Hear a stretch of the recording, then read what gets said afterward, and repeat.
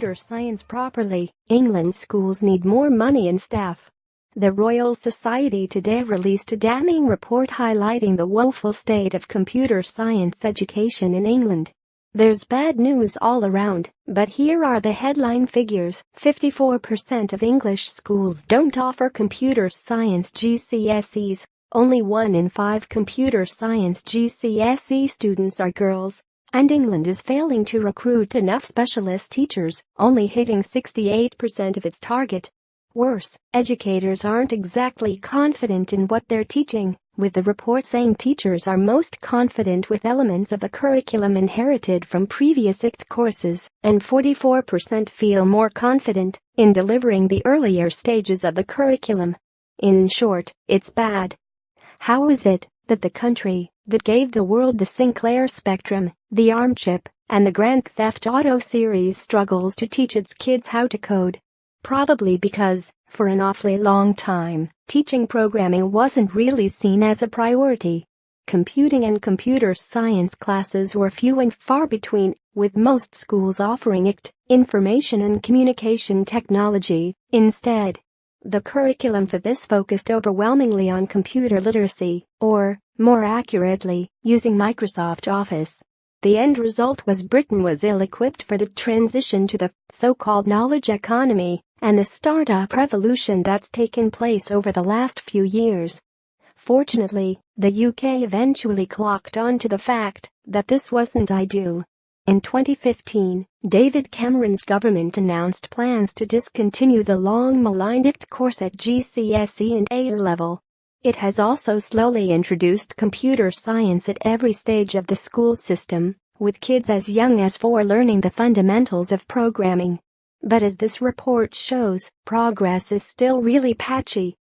Having spoken to some teachers, I can attest that many felt blindsided with the changes and struggled to cope with the new demanding curriculum. Some, who had long taught ICT within the context of Microsoft Office, suddenly had to teach themselves to code almost overnight in order to cope with the new curriculum. Royal Society recommends £60 million investment to train and support computing teachers.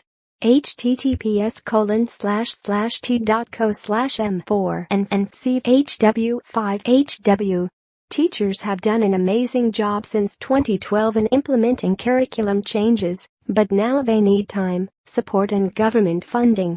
Numberp Academy Numbercashet, James Robinson, at Lego James, November 10, 2017. The Royal Society has called for the government to increase its investment in computer science education tenfold, saying unless the government urgently invests £60 million in computing education over the next 5 years, a tenfold increase from current levels, that puts it on par with support for maths and physics, an entire generation may never unlock the full potential of new technologies such as robotics, artificial intelligence and machine learning.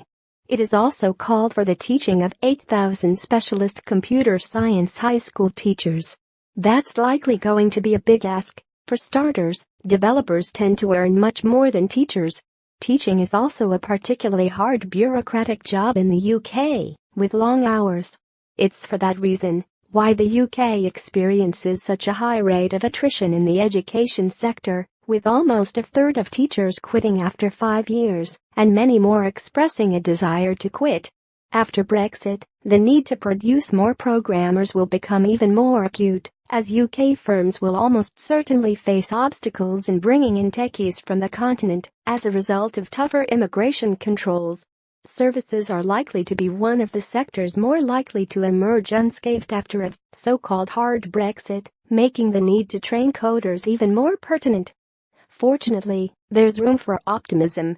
Over in the private and tertiary sector, initiatives like the Raspberry Pi and the BBC Microbit have made programming even more accessible. The UK has also seen a growth of code clubs, where volunteers spend their spare time teaching youngsters the basics of software development. It seems that, although the formal education system is failing in this regard, others are happy to pick up the slack.